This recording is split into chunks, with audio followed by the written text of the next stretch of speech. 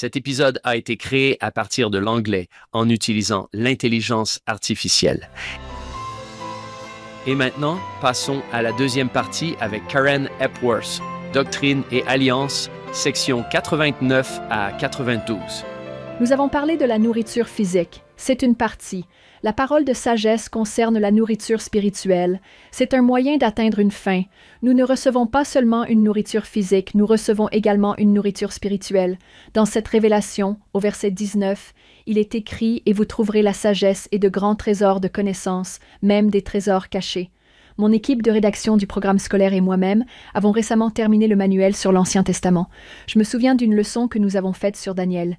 Daniel a dit au prince des eunuques qui était chargé de lui qu'ils pouvaient le mettre à l'épreuve. J'aime beaucoup ce mot qui est si rare dans les Écritures. Le mettre à l'épreuve. Je t'en supplie, donne-nous du pulse. Le pulse est un aliment à base de céréales et de noix. Puis il dit, donne-nous de l'eau à boire. Ensuite, regarde notre visage. Après 10 jours sans manger la viande du roi ni boire son vin, ils regardèrent leur visage, et ils étaient plus beaux et plus gras que tous les enfants qui mangeaient la viande du roi. Alors, parce qu'ils avaient fait cela, ils dirent à Daniel et à ses amis, « Vous n'avez pas besoin de manger la viande et le vin, vous pouvez manger des légumineuses. » Le verset suivant dit, « Quant à ces enfants, Dieu leur donna la connaissance et l'habileté dans tout l'enseignement et la sagesse. » Daniel avait l'intelligence des visions et des rêves. À la fin du temps fixé, le roi ordonna qu'on les amène. Les chefs des eunuques les amenèrent devant le roi Nebuchadnezzar, qui s'entretint avec eux. Parmi tous ceux-là, il n'en trouva aucun comme Daniel, Anania, Michaël et Azaria. Vous les connaissez sous les noms de Shadrach, Meshach et Abednego. Ils se présentèrent donc devant le roi, et dans les domaines de la sagesse et de l'intelligence que le roi leur demanda, il les trouva 10 fois meilleurs que tous les magiciens et astrologues qui étaient dans son royaume. 10 fois. Remarquable. J'adore cette histoire. Et cela va au-delà de la santé physique. C'est une question spirituelle. C'est le lien que j'essayais d'établir tout à l'heure avec ce qu'a dit Hank. Quand Hank a lu la citation d'Anthony Sweat, j'ai beaucoup aimé l'idée que nous essayons d'atteindre la sainteté. Nous atteignons la sainteté et la connaissance de Dieu, une plus grande sagesse et une meilleure compréhension. Nous y parvenons en traitant notre corps avec respect et gentillesse, en mangeant sainement, n'est-ce pas? En choisissant des aliments sains afin de pouvoir bénéficier de cette bénédiction. Verset 20. « Ils courront sans se lasser, ils marcheront sans faiblir. » Vous reconnaissez peut-être cette phrase. Dans l'Ancien Testament, elle se trouve dans Isaïe 40, 31. Isaïe parlait de manière prophétique du moment où Juda serait conquis par Babylone. Il n'était pas encore en exil, donc Isaïe prophétisait un temps futur où il se sentirait abandonné ou oublié par Dieu. Voici le verset le plus beau d'Isaïe, à mon avis. « Mais ceux qui espèrent en l'Éternel renouvellent leur force. Ils s'élèvent avec des ailes comme les aigles. Ils courent et ne se lassent point. Ils marchent et ne se fatiguent point. » N'est-ce pas magnifique? Oui. Cela a une signification à la fois spirituelle et physique. Que Dieu vous bénisse pour avoir suivi cette parole de sagesse. Qui ne voudrait pas, plus je vieillis, plus je pense que je veux de l'énergie. Je regarde Hank, s'il branchait des câbles de démarrage à ses oreilles, il pourrait éclairer Mapleton tout seul. Où trouvez-vous cette énergie qui vous permet de courir sans vous lasser, de marcher sans faiblir? Quelle meilleure promesse que celle-là. C'est génial. Avec toutes les découvertes qui se font sans cesse dans le domaine de la santé et des modes de vie sains, il est évident que la résilience, la vitalité et l'énergie font partie des résultats naturels d'une vie saine. Dormir suffisamment, ce qui, je pense, fait partie de la parole de sagesse. Le Seigneur dit à Joseph de se lever tôt et de se coucher tôt. Verset 21. « Et moi, je leur donne la promesse que l'ange destructeur passera sur eux comme sur les enfants d'Israël, et qu'il ne les tuera point. » Amen. Pourquoi l'ange destructeur les a-t-il épargnés? J'ai pensé au chapitre 12 de l'Exode, où le Seigneur dit aux Israélites de tuer un agneau pour la Pâque pour leur famille. Ensuite, ils devaient prendre de l'hysope et tremper le sang, comme vous vous en souvenez, et en mettre sur le linteau et les montants de la porte. C'est un choix de mots intéressant que de frapper le linteau et les montants de la porte avec le sang de l'agneau. Pour moi, frapper signifie intentionnellement. Ils le faisaient intentionnellement. Pour ceux qui faisaient cela sur le linteau et les montants, le Seigneur passerait par-dessus la porte et ne laisserait pas le destructeur entrer dans leur maison pour frapper. Réfléchissez-y. Le sang expiatoire de Jésus-Christ, le symbole du sang de l'agneau, protégeait et sauvait ces foyers. Vous comprenez maintenant pourquoi j'ai voulu commencer par 1 Corinthiens 6:20, citant le président Russell M. Nelson qui cite ce verset « Car vous avez été rachetés à un prix, glorifiez donc Dieu dans votre corps et dans votre esprit, qui sont à Dieu. » Quel est ce prix? C'est le sang de Jésus-Christ. Acte 20, verset 28. Prenez donc garde à vous-même et à tout le troupeau dont le Saint-Esprit vous a établi gardien pour paître l'Église de Dieu, qu'il s'est acquise par son propre sang. Et il le répète dans Hébreux 8, où Paul dit aux saints Hébreux, au verset 12, « Ce n'est pas par le sang des boucs et des veaux, mais par son propre sang, qu'il est entré une fois pour toutes dans le lieu très saint, afin de nous obtenir une rédemption éternelle. » John, tu m'as demandé pourquoi je fais cela. Je ne sais pas quand cela a commencé, mais la raison est que j'ai pris conscience que Dieu a donné sa vie pour que je puisse vivre cette expérience. Je fais des alliances par mon corps. Je prends la Sainte Seine avec mon corps. Tout cela pour citer David Bednar, qui a dit que les ordonnances sont amplifiées par notre corps physique. Tout cela grâce au Sauveur Jésus-Christ. Il a donné sa vie, son sang, afin que nous puissions avoir notre corps. Je crois que notre Créateur se réjouit lorsque nous faisons de notre mieux pour prendre soin de ce merveilleux cadeau qu'est notre corps physique. Le défigurer, le souiller, en abuser ou ne pas faire tout notre possible pour mener une vie saine serait un signe de rébellion. Nous faisons ce que nous pouvons. Certains d'entre vous pensent peut-être à nouveau « Je ne fais pas tout cela ». Ce n'est pas grave. Faites ce que vous pouvez. Efforcez-vous de le faire. Question numéro 11 de la recommandation pour le temple. Comprenez-vous et obéissez-vous à la parole d'intelligence? J'ai une invitation et une question pour nos auditeurs. La question posée lors de l'entretien pour la recommandation pour le temple est « Comprenez-vous » Il s'agit de comprendre et d'obéir à la parole d'intelligence. J'invite nos auditeurs à réfléchir et à demander à notre Père céleste ce qu'il veut que vous compreniez à propos de cette révélation. J'ai une question pour vous, et cette question s'adresse également à moi-même. Comment vos choix quotidiens concernant la façon dont vous traitez votre corps reflètent-ils votre amour et votre gratitude envers notre Père céleste et Jésus-Christ? Ne serait-il pas merveilleux que nous soyons connus pour notre bonne santé? Mon beau-frère vit au Texas. Il est entouré toute la journée de personnes qui ne partagent pas notre foi. C'est vous qui ne pouvez pas. C'est toujours « je ne peux pas ». C'est la première chose qu'ils disent. Vous ne pouvez pas boire de café. Ne serait-ce pas merveilleux si nous étions connus pour notre santé éclatante? Même si nous nous efforçons d'y parvenir, si nous étions connus pour ce que nous faisons, « Oh, vous êtes celui qui mange des fruits et des légumes », au lieu de cela, la première chose qu'ils savent, c'est que vous êtes ceux qui ne peuvent pas. Ils se focalisent toujours sur nos 3 interdits. En fait, je suis ravie qu'ils sachent cela à notre sujet, pour vous dire la vérité. Mais ne serait-ce pas mieux s'ils savaient que vous êtes ceux qui mangent sainement? Parce que franchement, je suis jaloux de nos amis chrétiens, les adventistes du 7e jour, qui sont connus dans toute pour leur bonne santé. Ils font partie des groupes bleus étudiés par National Geographic. Je veux que notre religion soit connue pour son mode de vie sain, afin que nous glorifions Dieu dans nos corps. N'est-ce pas magnifique que Paul ait demandé aux saints de Corinthe de glorifier Dieu dans leur corps? C'est ce à quoi je m'efforce chaque jour. Karen, avant de passer aux sections suivantes, je note tout ce que j'ai appris ici. Nous devons être connus pour notre santé, n'est-ce pas? Le Seigneur dit « Je veux que vous soyez un peuple particulier ». Eh bien, cela vous rend particulier. De nos jours, manger sainement, ne pas boire d'alcool ni de café.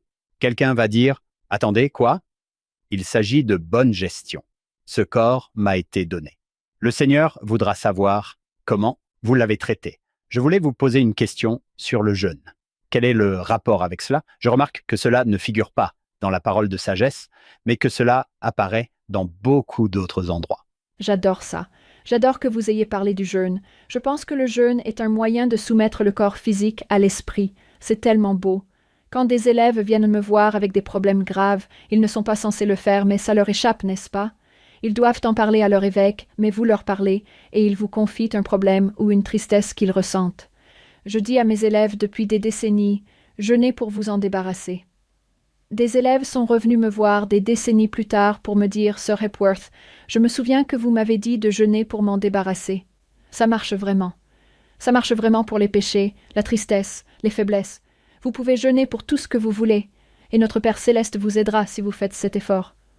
Le monde présente le jeûne comme un principe de santé, ce qu'il est. On est en bonne santé quand on jeûne. Ce n'est même pas secondaire, c'est loin dans la liste. On jeûne pour donner notre pain à ceux qui ont faim, pour s'assurer que les autres ont à manger. On jeûne pour se libérer de lourds fardeaux, pour se débarrasser des chaînes et de tout ce qui nous lie.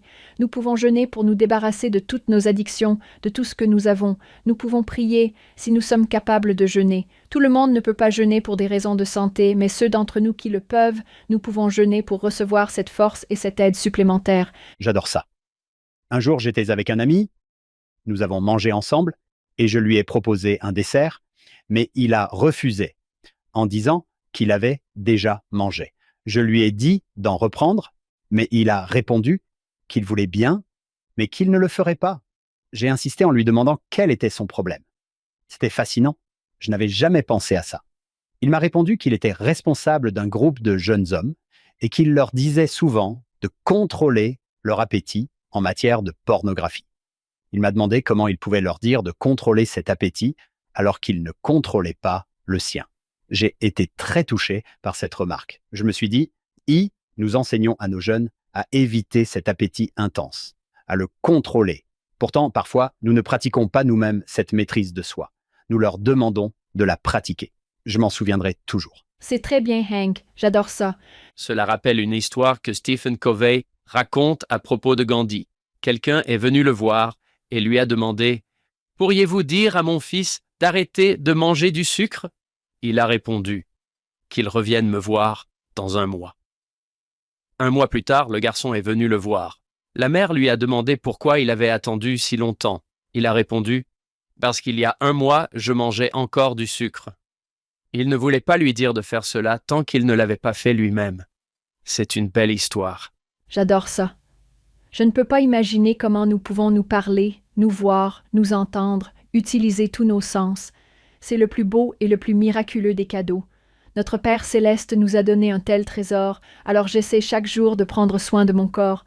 Chaque jour, je demande à notre Père céleste comment je peux m'améliorer. Je n'ai jamais atteint mon objectif en matière d'alimentation et d'exercice physique, mais chaque jour, au moins une de mes prières est adressée à notre Père céleste pour qu'il m'aide à améliorer ma santé physique et bien sûr ma santé spirituelle. Parfois, nous nous concentrons uniquement sur notre santé spirituelle, mais nous ne voyons pas le lien entre l'esprit et le corps. C'est l'âme de l'homme, c'est pourquoi j'ai choisi d'être en bonne santé. Je ne vois pas de séparation. Je suis en bonne santé parce que c'est une responsabilité religieuse pour moi de m'efforcer d'être en bonne santé et de respecter la parole de sagesse. J'en suis très reconnaissant. Je suis inspiré. J'espère que tous ceux qui nous écoutent chez eux relèveront le défi lancé par Karen, ce qui ne signifie pas que vous devez changer toute votre vie dès aujourd'hui. Il s'agit simplement de relever ce défi. Commençons dès maintenant, même si cela signifie simplement « Bon, je vais aller cueillir des framboises et des myrtilles ». Tout ce que vous pouvez faire pour améliorer votre santé. Que dit le Seigneur, John? Il dit « Je ne vous ai jamais donné de commandement temporel. Tout ce que je vous dis est spirituel. » C'est un peu comme l'idée de Stephen Covey qui dit qu'il faut aiguiser la scie. C'est l'instrument dont j'ai besoin pour faire tout le reste. L'histoire raconte qu'un homme essaie de scier un arbre. Cela devient de plus en plus difficile. Il n'avance pas et les autres lui disent « Pourquoi n'aiguises-tu pas ta scie ?» Et il répond « Je ne peux pas. Je dois abattre cet arbre pour elle. » L'idée, c'est que c'est l'outil dont tu as besoin pour faire ça. On prend soin de notre corps pour pouvoir vivre, prendre soin des autres, inviter, unir, faire le travail de l'Évangile, parce que c'est l'outil dont on a besoin pour le faire. Je pense que tu as raison. On ne veut pas que quelqu'un se sente comme ça. Je veux dire, je ressens ça aussi, mais je me sens aussi motivé. Je l'espère. Quelle est la chose que vous pouvez faire pour être gentil avec votre corps? Que pouvez-vous faire? Karen, je sais que c'était l'essentiel de ce que nous voulions faire avec vous. Joli jeu de mots. Oui, c'était l'essentiel de ce que nous voulions faire aujourd'hui. Mais il y a d'autres sections ici qui ont été données à peu près au moment où la section 89 a été ajoutée. Un mois plus tard. La section 90 a été donnée le 8 mars 1833, mais je pense qu'elle s'inscrit toujours dans notre thème. Dieu est bon et compatissant. Il peut nous aider dans tout ce dont nous avons besoin, car il a créé tous ces merveilleux fruits et céréales pour réjouir nos yeux et notre cœur. Nous ne connaissons pas non plus le contexte de la section 90. L'historien de l'Église Steve Harper dit que Joseph était peut-être anxieux.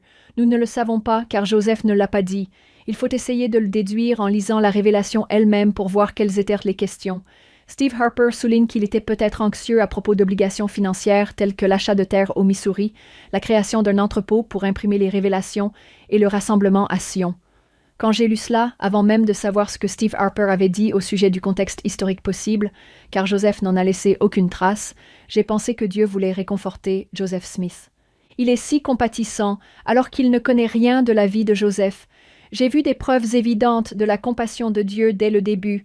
Le tout premier verset dit « Ainsi dit le Seigneur, en vérité, je te le dis, mon fils, tes péchés te sont pardonnés. » Si cela ne vous apporte pas le réconfort d'un Dieu compatissant, qu'est-ce qui le fera? Selon ta requête et les prières de tes frères qui sont parvenus jusqu'à moi, je t'ai pardonné tes péchés et j'ai entendu tes prières. Encore une fois, nous ne savons pas quelles sont ces prières. Nous pouvons le deviner. Il va parler ici de quelques questions d'argent. Dieu est si bon. La première fois, à ma connaissance, que Joseph a reçu cette information, c'est dans mon récit préféré. C'est dans le récit de 1832 de la première vision. C'est le récit le plus ancien et le seul qui soit en grande partie écrit de sa propre main. Joseph nous dit dans son récit de 1832 qu'il a crié au Seigneur pour obtenir miséricorde, parce qu'il était convaincu de ses péchés et que le Seigneur a entendu mon cri alors que j'étais dans une attitude d'invocation. Une colonne de feu plus brillante que le soleil à midi descendit du ciel, se posa sur moi, et je fus rempli de l'Esprit de Dieu. Les cieux s'ouvrirent sur moi, et je vis le Seigneur qui me dit « Joseph, tes péchés te sont pardonnés. C'est tellement beau. » Il lui dit cela ici. Quel réconfort! Plusieurs versets plus loin, avez-vous remarqué qu'il dit la même chose à Sidney Rigdon et Frederick J. Williams? Regardez au verset 6. « Je dis à tes frères, Sidney et Frederick, que leurs péchés leur sont également pardonnés. » C'est la prochaine étape dans l'établissement de la première présidence. Sidney Rigdon et Frederick J. Williams sont appelés, puis cela continuera ligne sur ligne, précepte sur précepte tout au long de la section 107 et au-delà. Il y aura d'autres révélations à ce sujet. Joseph apprend ici, encore une fois, nous ne savons pas ce qui a précipité cette révélation, mais vous pouvez le deviner car c'est l'une des prières que je fais souvent. Je ne sais pas si Joseph a posé cette question, mais je dois dire que je l'ai posée à notre Père céleste et que je continue de le faire alors que ma vie est déjà à moitié écoulée. Quelle est exactement ma mission dans la vie? Que suis-je censé faire ici? Je trouve incroyable que le Seigneur lui dise quels sont ses devoirs, oui, dans la première présidence, bien sûr, mais aussi quelle sera sa mission tout au long de sa vie. Verset 16. Présider en conseil et mettre en ordre les affaires de l'Église. C'est ce que tu vas faire à partir de maintenant. C'est la mission de ta vie. Revenons au verset 11. Comme il est réconfortant de savoir que cela s'accomplira alors qu'il ne reste encore qu'une poignée de saints. Il n'y a plus grand monde sur terre en 33. Regardez cela. Cela arrivera au jour où tout homme entendra la plénitude de l'Évangile dans sa propre langue et dans son propre langage. Qu'est-ce que cela a dû signifier pour Joseph et ses conseillers d'entendre cela? Que cela allait arriver, que tout le monde, tous les habitants de la terre, allaient entendre l'Évangile. Cela viendrait par l'intermédiaire de ceux qui sont ordonnés à ce pouvoir. Il s'agit de Joseph et de ses conseillers, la première présidence, par l'administration du Consolateur. Le Seigneur aurait pu dire « Saint-Esprit », mais il a dit « Le Consolateur se répand sur eux pour la révélation de Jésus-Christ ». Regardez au verset 14. « Et de temps en temps, comme le manifestera le Consolateur, le Seigneur aurait pu dire « Le Saint-Esprit ». Cela fonctionne parfaitement dans ce contexte. Il a dit manifesté par le Consolateur, « Vous recevrez des révélations pour dévoiler les mystères du royaume. » Dieu va répondre à ces questions. Encore une fois, je ne sais pas si c'était l'une de ces questions, exactement ce qu'il demandait. Qu'est-ce qui a précipité cela? Des révélations viendront dévoiler les mystères. Joseph a mis de l'ordre dans les églises, étudiez et apprenez, familiarisez-vous avec tous les bons livres, les langues, les dialectes et les peuples. Ce sera votre mission. Comme je l'ai mentionné, c'est votre mission dans la vie. À mon avis, c'est le verset le plus réconfortant. Descendez avec moi, s'il vous plaît, au verset 24. Cherchez diligemment, priez toujours et croyez, et toutes choses concourront à votre bien. Toutes choses. Si vous marchez avec intégrité et vous souvenez de l'alliance que vous avez faite les uns avec les autres. Le Seigneur fait probablement référence au verset 82, 11 à 12, où ils ont fait cette alliance lorsqu'ils ont rejoint l'ordre uni, la société unie. Regardez à nouveau. Verset 24. Tout concourra à votre bien. N'est-ce pas la phrase la plus encourageante? C'est vrai. Vous n'avez pas besoin de vous le dire. Vous pourriez, mais c'est vrai. Si vous recherchez diligemment, priez toujours et croyez. Tout s'arrangera, tout s'arrangera. Je témoigne que c'est vrai. Tout ira bien. Pour une raison quelconque, Joseph Smith avait besoin d'entendre cela à ce moment-là. On dirait le président Hinckley. Karen, ce n'est pas aussi grave que tu le penses. Tout s'arrangera. Ne t'inquiète pas, je me dis ça tous les matins. Tout s'arrangera. Si tu fais de ton mieux, tout s'arrangera. Fais confiance à Dieu et avance avec foi et confiance en l'avenir. Tu te souviens quand il disait « accentue le positif » ? J'adore l'idée que tout finit par s'arranger pour le mieux. Je pense que c'est un prophète de Dieu qui se dit cela. Il est très proche de Dieu. Tout va s'arranger. C'est tellement réconfortant. Avant de commencer cette émission, nous discutions avec le producteur Dave Perry, qui a 10 frères et sœurs. C'est un bon ami, et nous sommes même un peu apparentés, car j'ai moi-même 10 frères et sœurs. C'est probablement inhabituel. Ceux d'entre vous qui ont lu 25 et qui se sont dit « Quelle petite famille !» Quoi? Quelle famille? Karen et David Perry, les pêcheurs. Oui, Ce n'est pas un commentaire sur la taille de la famille. Le terme « famille » était utilisé par la congrégation campbellite de Sidney Rigdon. Il désigne un groupe coopératif. Plusieurs familles conventionnelles avaient développé cette pratique dans laquelle les saints offraient l'hospitalité à de nombreuses personnes ou à de nouveaux arrivants. Ils leur donnaient de la nourriture, des vêtements, un abri, tout ce dont ils avaient besoin. Regardez ce que dit le Seigneur à ce sujet au verset 26. « Que les choses qui vous sont données pour accomplir mon œuvre ne vous soient pas enlevées, et données à ceux qui n'en sont pas dignes. » Au verset 27, « Vous seriez ainsi empêchés d'accomplir les choses que je vous ai commandées, en disant « Ne dispensez pas vos biens, tous vos biens, à des gens qui n'en sont pas dignes. » Il faut avoir des limites, des frontières. Tout à fait.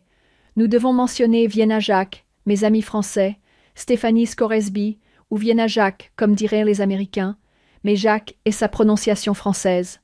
Regardez cette femme remarquable, nous devons la mentionner, car qui est mentionné dans Doctrine et Alliance? Emma et Ève et toutes ses filles fidèles, la glorieuse mère Ève, souvenez-vous, dans la section 138. Lorsque Joseph F. Smith, le président de l'Église, a sa vision du monde des esprits, il voit Adam et il voit la glorieuse mère Ève. J'adore cela, la glorieuse mère Ève et ses filles fidèles. À part cela, peu de femmes sont mentionnées. Faisons tout notre possible pour cette femme remarquable, Vienna. Verset 28. Et encore, en vérité, je vous le dis, c'est ma volonté que ma servante Vienna Jacques ou Jacques reçoive de l'argent pour couvrir ses frais afin de monter à Sion. Pourquoi? Vous pourriez vous demander pourquoi, car elle a consacré une somme d'argent importante à l'Église après s'être jointe à elle. Si vous voulez consulter les documents de Joseph Smith par vous-même, vous y trouverez une jolie photo. Eh bien, si vous vous demandez qui est cette femme, elle vient de Boston, dans le Massachusetts. Elle est infirmière. C'est peut-être pour cela qu'elle avait un peu d'argent à consacrer, mais elle a consacré une somme importante. La Révélation dit qu'elle doit recevoir de l'argent pour couvrir ses frais actuels. Elle était infirmière et blanchisseuse. Elle a donné beaucoup d'argent à l'Église. Le Seigneur dit dans cette Révélation, au verset 29, « Et le reste de l'argent peut être consacré à moi, et elle sera récompensée en mon temps. En vérité, je te dis qu'il est juste à mes yeux qu'elle monte au pays de Sion, ce qu'elle fit, et qu'elle reçoive un héritage de la main de l'évêque afin qu'elle puisse s'établir en paix, pour autant qu'elle soit fidèle et ne soit pas oisive dans ses jours à partir de maintenant. » Elle déménage à Kirtland, dans l'Ohio. Après s'être jointe à l'Église, elle consacre de l'argent. Elle déménage ensuite dans le comté de Jackson et continue avec les saints vers l'Illinois, puis elle arrive en Utah. Je pense que c'était en 1847. Il y a un petit article intéressant, pour ceux d'entre vous qui veulent en savoir plus sur Vienna. L'historien de l'Église Brent Rogers a écrit un article sur Vienna que vous aimerez peut-être lire. Il se trouve dans le numéro de juin 2016 de l'Ensigne. Vienna Jacques, comme je l'ai entendu prononcer, comme Vienna Jacques, et sa cousine Vera Jacques, qui était présente au Dormez-vous. Je pense qu'elle a également participé à la préservation des pages du Livre des Commandements, qui ont été jetées de l'imprimerie W. Phelps. Je pense que Vienna Jacques était impliquée là-dedans, n'est-ce pas? Oui, les Joseph Smith Papers en parlent. Oui. On entend souvent parler de ces personnes qui consacraient vraiment tout. Elle l'a fait, et pourriez-vous simplement abandonner Tout. votre belle maison, vos voitures? Pourriez-vous, si le Seigneur vous disait que vous devez tout consacrer pour aider à bâtir Sion? Nous avons besoin d'acheter des propriétés. Nous avons besoin d'argent pour financer toutes sortes de choses. Nous avons des terrains à acquérir. Nous avons des publications à financer. Pourriez-vous faire cela? Pourriez-vous vendre votre maison et votre voiture, puis attendre que l'évêque vous attribue votre part? Voici votre maison de 2 chambres et voici votre cheval. Voici votre parcelle pour votre jardin. Il est vraiment remarquable de penser à la fidélité de ces femmes et de ces hommes qui étaient prêts à consacrer tout ce qu'ils avaient pour la construction de Sion. C'est beau, même si on ne nous demande pas de donner tout ce que nous avons physiquement comme ils l'ont fait. On nous le demande quand même. La consécration est toujours vivante. On nous demande de consacrer du temps, et bien plus encore pour construire Sion. Elle finira par traverser les plaines. Elle est partie avec les saints et est arrivée ici en 1847, je crois. Une femme remarquable. Elle est décédée à l'âge de 96 ans. Waouh! Ouah, elle a dû vivre selon les principes de la sagesse. C'est incroyable, c'est incroyable. Et elle était infirmière, elle avait tout compris. Elle a compris. Sa mission était de rester ici pendant un certain temps. Certaines personnes n'ont pas pu le faire, elles ont été rappelées plus tôt, mais elle avait une tâche à accomplir. Ce que je peux dire à propos de cette révélation, Encore une fois, c'est que nous ne savons pas tout ce qui a précipité cela, ce qui a provoqué cette révélation, pourquoi Leigh Joseph Smith l'a reçue, mais ce que je vois très clairement, c'est que Dieu montre sans cesse sa main compatissante. Tes péchés sont pardonnés. Je vais te donner une révélation. Tout va s'arranger pour ton bien. C'est tellement apaisant. S'il était anxieux. Je n'aurais jamais fait ce rapprochement. Merci pour... Il aurait pu dire Saint-Esprit, mais il l'a appelé le consolateur. J'ai fait une fois l'étymologie du mot consolation, et c'est assez évident. Cela signifie ensemble fort. Oh, c'est magnifique. Le réconfort signifie être fort ensemble. Nous prenons la Sainte Seine afin que son esprit soit toujours avec nous. Nous pouvons être ensemble. Ensemble, nous sommes forts. Oh, c'est magnifique, John. J'adore. C'est parfait pour ça. Bon, on passe à la 91? Oui, il nous reste 2 petites sections. Dans la section 91, Joseph Smith travaillait sur sa nouvelle traduction de la Bible. Il avait beaucoup de questions. Je trouve cela tellement intéressant et bénéfique pour tous nos auditeurs que nous devrions poser des questions, car si nous ne posons pas de questions, nous n'aurions pas Doctrine et Alliance. Une grande partie de ce livre est en réponse aux questions qu'il s'est posées. Il travaille sur la révélation et arrive à un passage de la Bible du roi Jacques. La plupart des protestants n'ont plus cela dans leur Bible. Ils tombent sur les apocryphes connus sous le nom de deutérocanon, les livres cachés, comme on les appelle. Nos merveilleux catholiques romains et orthodoxes orientaux les ont toujours dans leur canon. Ils les considèrent comme des écritures. En vérité, ainsi dit le Seigneur à votre sujet concernant les apocryphes, il y a beaucoup de choses qui sont vraies et qui sont pour la plupart traduites correctement. Il y a beaucoup de choses qui ne sont pas vraies, qui sont des interpolations faites par des hommes, c'est-à-dire insérées dans le texte qui n'y figurait pas à l'origine. En vérité, je vous le dis, il n'est pas nécessaire que les apocryphes soient traduits, donc que celui qui les lit les comprenne, car l'Esprit manifeste la vérité. Nous devons en parler et j'espère ne pas trop sortir du contexte. Je pense que ce petit passage est important. Regardez ce qu'il dit, car l'Esprit manifeste la vérité. Le verset suivant, le verset 5, dit « Et quiconque est éclairé par l'Esprit ». Regardez le verset 6. « Et quiconque ne reçoit pas par l'Esprit ». C'est ce à quoi j'ai pensé. J'ai immédiatement pensé au président Nelson. Il ne sera pas possible de survivre spirituellement sans l'influence guidante, directrice, réconfortante et constante du Saint-Esprit. Je pense que nous en sommes là avec l'intelligence artificielle qui est sur le point de prendre le relais. Je pense que nous y sommes. Quelle belle bénédiction et quelle aide c'est d'avoir l'Esprit qui nous manifeste la vérité, et pas seulement de la lire. Si nous lisons les apocryphes, je les ai lus plusieurs fois. Quelle que soit l'écriture, nous la lisons avec l'Esprit afin qu'il puisse nous manifester la vérité de toutes choses, n'est-ce pas? Moroni. L'Esprit manifeste la vérité. Je viens d'écrire dans la marge l'un de mes versets préférés. Nous allons bientôt aborder la définition de la vérité dans le chapitre 93 et la connaissance des choses telles qu'elles sont, telles qu'elles étaient et telles qu'elles seront. Mais lorsque Jacob, le petit frère de Néphi, prononce ces mots, il ajoute un mot que j'aime beaucoup. L'Esprit dit la vérité. C'est pourquoi il parle des choses telles qu'elles sont réellement et telles qu'elles seront réellement. Google, Siri, Alexa vous diront quelque chose, mais voulez-vous savoir comment les choses sont réellement? Parce que j'aime bien que vous ayez mentionné l'IA. L'IA est folle et un peu effrayante. Demandez-lui n'importe quoi, elle vous répondra. Mais comment savoir comment les choses sont réellement? Je ne me souviens pas de tout l'apocryphe, je ne l'ai probablement lu que 3 ou 4 fois. Cette histoire de Suzanne qui est piégée par 2 hommes malveillants. Ils l'accusent d'une chose qu'elle n'a pas faite. Daniel, notre Daniel, celui que nous connaissons dans l'Ancien Testament, interroge ses accusateurs séparément. C'est incroyable. J'ai lu ça et je me suis dit, comment savait-il qu'il fallait faire ça? Ah oui, il vit selon la parole de sagesse. C'est pour ça qu'il est si intelligent. Des trésors cachés. Il les prend séparément et leur demande, sous quel arbre cela s'est-il passé? L'accusateur répond, sous un arbre. Puis Daniel prend l'autre accusateur et lui demande, sous quel arbre cela s'est-il passé?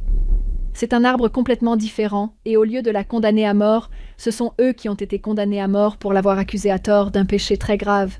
Je ne sais pas si c'est une belle vérité. Dans quel livre est-ce que cela se trouve? C'est le livre de Susanna. Voici les plus courants. Tobit, Judith, Sagesse de Salomon, Ecclésiaste. Certains canons l'appellent Sirach.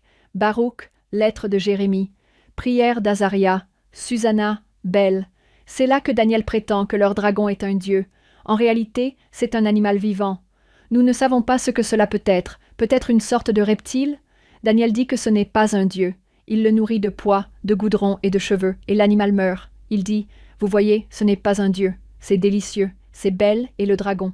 Il y a beaucoup de choses vraiment formidables à apprendre dans les apocryphes parce qu'il a fait cela. Il va être jeté dans la fosse aux lions une deuxième fois. Si vous voulez le lire, vous pouvez. Mais je suis d'accord avec D. Todd Christopherson. N'a-t-il pas dit il y a des années que nous étions en quelque sorte scripturaires? Nous sommes un peu illettrés quand il s'agit de lire la Bible. Je dis, lisez la Bible plusieurs fois, et si vous vous ennuyez, lisez les apocryphes et voyez ce que vous pouvez en tirer. Mais tout cela pour dire que Joseph Smith s'est vu dire qu'il n'était pas nécessaire qu'il traduise cela et qu'il pouvait simplement passer à autre chose. J'adore quand je vois le mot « lumière » dans le verset 5. Quiconque est éclairé par l'Esprit en tirera profit. Ce n'est pas toujours une sensation brûlante dans la poitrine. Certaines personnes sont venues sur Terre sans ce chauffage, mais cela peut être cette chose à l'intérieur qui vous fait dire « Ah oui », qui vous apporte une certaine clarté. Vous êtes éclairé par l'Esprit, cela vous donne de la clarté. J'apprécie cela parce que je me sens plus proche de cette idée que de celle du feu brûlant. Oui. Éclairé par l'Esprit.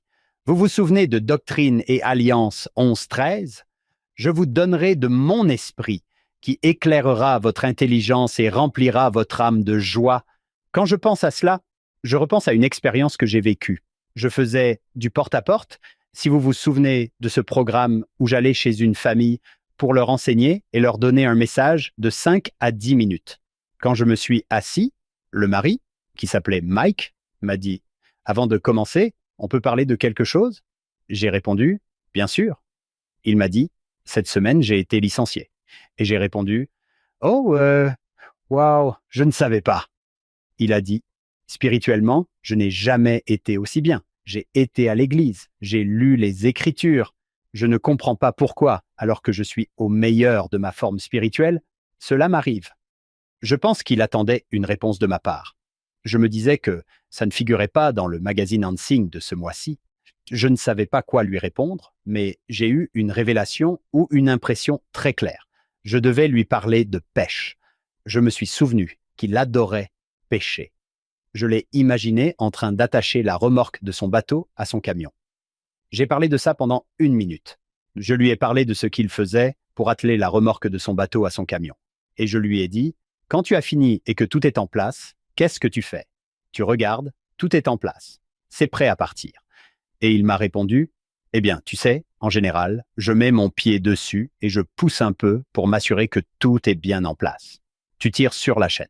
Je lui ai répondu, je pense que c'est ce que fait le Seigneur. Tu es accroché. Tu as conclu une alliance. Tu es dedans. Je vais te donner un petit coup pour m'assurer que tu es bien dedans. Il m'a répondu, tu sais quoi? C'est tout à fait logique. Je n'étais pas préparé. Je n'avais jamais donné cet exemple de toute ma vie. Je ne l'ai jamais utilisé depuis. Mais c'était l'un de ces moments où l'Esprit manifeste la vérité. Quiconque est éclairé par l'Esprit en tire un bénéfice.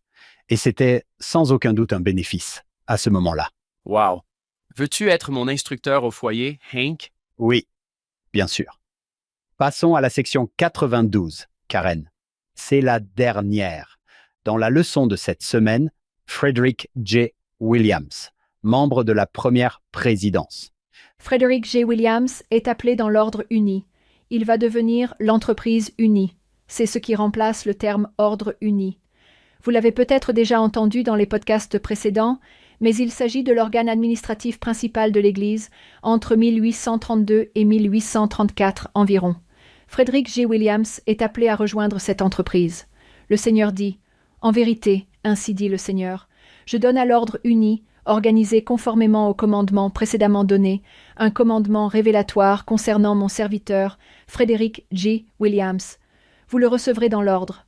Frederick J. Williams, tu seras un membre actif. J'aime les membres actifs de cet ordre. Ne reste pas assis là comme un crapaud. Participe. Et il le fera. Il va consacrer toute sa ferme. Nous parlons de Vienne et de tous les nombreux saints qui ont consacré pratiquement tout ce qu'ils avaient pour faire avancer cette œuvre. Et Frederick J. Williams fait partie des nombreux membres qui ont beaucoup fait pour faire avancer l'œuvre du Seigneur. Vous deux êtes des membres actifs de ce podcast. Vous êtes des membres actifs tout le temps. En quoi sommes-nous des membres actifs? Si Dieu vous disait « Soyez un membre actif de votre paroisse ou de votre branche », à quoi cela ressemblerait-il? Comment participez-vous aux réunions de la 2e heure? Comment êtes-vous un membre actif dans vos tâches de service? Comment êtes-vous un membre actif lorsque vous vous préparez et allez au temple aussi souvent que possible? Il est intéressant que le Seigneur lui dise d'être un membre actif, un membre qui participe pleinement. Pas un spectateur. Oui. N'est-ce pas? Oui. Impliquez-vous? Asseyez-vous au premier rang? Oui. Dieter F. Uchtdorf a dit que nous ne pouvons pas nous attendre à ressentir les bienfaits de la foi en restant passifs, tout comme nous ne pouvons pas être en bonne santé en restant assis sur un canapé, à regarder des événements sportifs à la télévision et à donner des conseils aux athlètes. Et pourtant, pour certains, être un disciple spectateur est une façon préférée, voire principale, d'adorer Dieu. Oui. Pensez au conseil de paroisse. Êtes-vous un membre actif du conseil de paroisse? Je me souviens que frère Uchtdorf a parlé de ceux qui convoitent une couronne, ceux qui veulent être aux commandes, et je me suis dit, haha, je ne suis pas comme ça. Puis il a ajouté, et il y a ceux qui convoitent une caverne où ils peuvent se cacher et ne participer à rien. Et je me suis dit, aïe, parce que parfois, je convoite une caverne. Êtes-vous une habitante de caverne? Oui, Une grotte avec un porte-gobelet. oui, mettez-moi à l'arrière. Ici, à l'arrière. Où ça? Non. Participez. J'aime ça, Karen. Participez. Levez la main. Faites un commentaire. Rendez témoignage. Oui, Membre pleinement participatif. J'aime bien que frère Bednar ait rendu hommage à sa femme qui, lorsqu'elle entre dans la chapelle, cherche des yeux les personnes à qui elle pourrait parler, remonter le moral et dire quelque chose de gentil, plutôt que de chercher sa place et de s'asseoir. Elle regarde autour d'elle et demande « Comment allez-vous? Je ne vous ai pas vu. » Cela semble être le comportement d'un membre actif. un membre dynamique. Nous avons un membre très actif dans notre paroisse, John, qui fait cela. Il a plus de 90 ans. Plus de 90 ans. J'ai écrit dans mon journal il y a quelques nuits. Il a eu un petit accident. Alors mon mari et moi sommes allés lui rendre visite au centre de soins. Mais j'ai écrit dans mon journal à propos de cet homme que je veux être comme lui. Il a plus de 90 ans. Si quelqu'un avait une raison d'arriver en retard à l'église ou de ne pas venir du tout, c'est lui. C'est un membre très actif. Il vient me dire bonjour, me serre la main depuis des années, m'accueille. C'est moi qui devrais l'accueillir. Il m'accueille, moi et beaucoup d'autres, mais il vient directement vers moi. C'est un homme vraiment spécial. C'est un membre très actif de notre paroisse. Peut-être qu'il ne s'agit pas d'aller saluer tout le monde, mais plutôt, comme sœur Bednar, de regarder autour de soi. Qui en a besoin? Quand je vois cela, je vais m'asseoir sur ma chaise, dans mon banc, et je prie pour cette personne. Je suis une membre plutôt calme, mais très active. Je commence à prier pour les gens. Quand je vois des personnes qui viennent à l'église et qui ne sont pas venues depuis plusieurs années dans ma paroisse, je commence immédiatement à prier pour elles, afin qu'elles ressentent l'amour de notre Père céleste et qu'elles vivent une expérience lors de la réunion de Sainte-Seine qui les aidera à revenir vers lui. Vous pouvez être un membre actif, mais participer également de manière discrète et sacrée. J'adore ça. Il y a quelques années, une famille a emménagé dans notre paroisse, Jake et Tyra Hawkins. On a eu l'impression d'avoir reçu une bouffée d'énergie, d'amour et de gentillesse. C'est vraiment agréable de voir un membre actif à l'œuvre. Je suis là pour donner, je suis là pour aider. De quoi avez-vous besoin? Je suis juste content de ne pas être encore un membre mort. Frederick J. Williams a dû avoir une influence considérable sur Joseph Smith et Emma, leur 6e enfant. Si l'on compte toutes les tragédies qui ont précédé Frederick Granger Williams Smith, quelque chose d'important s'est produit, car frère Williams est membre de la première présidence. C'était vraiment cool. J'avais oublié que Frédéric avait été nommé d'après cela, Frédéric, jusqu'à ce que tu le mentionnes, Hank. Quel honneur. Oui, si j'avais appelé mon enfant John Glenn Bythway Smith, ça aurait été pareil. J'aurais mis tout ton nom dans son prénom. Ils aimaient vraiment cet homme. C'est magnifique. Karen, cette conversation a été fantastique. Je me sens très motivé pour voir ce que je peux faire aujourd'hui pour vivre la parole de sagesse. Je vais descendre chercher mon courrier aujourd'hui. Grignotez une chips de chou frisé pendant que vous marchez jusqu'à votre boîte aux lettres. Regardez-moi. Je vis selon la parole de sagesse. Karen, laissez-moi vous poser une question. Vous avez étudié l'Évangile. Vous l'avez enseigné à plein temps. Vous travaillez maintenant sur des documents de l'Église, en vous assurant qu'ils sont conformes aux principes de l'Église. Vous avez passé du temps à étudier l'Évangile, les Écritures, les manuels, avec les employés de l'Église. Je pense que nos auditeurs aimeraient savoir comment tout cela a façonné votre sentiment à l'égard du rétablissement. Quand je suis devenu employé de l'Église, beaucoup de gens m'ont dit « N'oublie pas que l'Église est vraie ». D'accord, mais j'ai découvert que dans mon travail à l'Église, les détails, les choses que l'on voit, les choses que l'on apprend ont contribué à mon sentiment à l'égard du rétablissement. Qu'avez-vous découvert? C'est une très belle question. Elle est très vaste. Que pensez-vous du rétablissement? Je suis stupéfaite, émerveillée, sans voix de voir le Seigneur accélérer son œuvre à son époque dans le cadre du rétablissement en cours. J'adore l'histoire de l'Église. Alex Bogg et d'autres m'ont tout simplement enflammé il y a des décennies. Je ne devrais même pas citer de nom. Il y en a tellement. Steve Harper. D'autres m'ont beaucoup inspiré. J'ai commencé à étudier l'histoire de l'Église à plein temps. J'adore Doctrine et Alliance. J'adore l'histoire de l'Église. C'est tellement motivant de voir des exemples inspirants. Nous en avons cité quelques-uns, mais tant de personnes ont tout donné pour faire avancer cette œuvre, et je me demande, que fais-je pour participer au rétablissement? Suis-je un simple spectateur? Suis-je un membre actif? J'ai mentionné il y a quelques minutes ce que Joseph Smith demandait, lorsque le Seigneur lui a dit « Voici ta mission dans la vie. Tu résideras en conseil, et, avec tes conseillers, tu édifieras les églises. » Je prie beaucoup le Père Céleste. Je fréquente beaucoup le temple. Je suis un sauveur sur le mont Sion. Que veux-tu que je fasse d'autre pour participer à cette restauration en cours? Je suis très reconnaissant envers le prophète Joseph Smith, envers tout ce que le Sauveur a fait par son intermédiaire pour rétablir cette Église, et je suis émerveillé par ce que fait le prophète. Le peu que je sais, c'est que je reçois chaque dimanche, comme vous probablement, le courriel officiel de l'Église, où je vois où il est allé et ce que les 12 ont fait, et je les suis sur les réseaux sociaux. Je suis stupéfait de ce que font ces hommes, ces saints hommes et femmes de Jésus-Christ, dans le cadre de cette restauration en cours. Que fais-je dans ce petit lot que le Seigneur m'a donné? Qu'est-ce qui m'a été attribué? Que puis-je faire pour aider? Les Écritures ont été préservées. Les paroles des saints prophètes, les paroles sacrées prononcées lors des conférences générales et dans d'autres discours m'aident et m'inspirent à vouloir rester sur le chemin de l'Alliance. Oui, cherchez diligemment. Priez. Croyez toujours. Toute chose concourt à votre bien. Je pense que vous incarnez cela, Karen. Merci, Hank. Merci d'être venu. Vous êtes très aimable. J'adore apprendre quelque chose et pouvoir corriger le tir. Je suis en train de parcourir le manuel. Viens et suis-moi. Et certains d'entre vous ne peuvent pas le voir. Mais regardez ce que j'ai trouvé. Des framboises dans la leçon sur la parole de sagesse. J'adore les baies. Ces manuels sont géniaux. Je vous le dis. Cela a été vérifié. Et attendez, Cela est passé par le bureau de Karen. Elle a dit « Il faut ajouter plus de framboises à la page 85 ». il faut plus de photos de fruits et légumes dans nos documents religieux. Oh, j'adore ça. C'est génial, c'est super, c'est vraiment bien. Nous avons parlé de Vienne à Jacques, c'est ce qui a tout donné. Oh, nous avons tellement de richesses. C'est ce qui m'a touché aujourd'hui. Je dois simplement être reconnaissante pour la vie abondante que nous avons. John, tu as évoqué ma partie préférée, celle où nous avons parlé de la gratitude. Nous sommes tellement bénis. Nous avons une telle variété de nourriture. Je me sens humble et privilégiée de pouvoir ouvrir chaque jour mon garde-manger et mon réfrigérateur et choisir ce que je vais manger, car il me donne le choix. Je choisis les choses qu'il nous donne dans la parole de sagesse. Merci, John. C'est magnifique. Vous dites tous les deux que tout concourt à votre bien.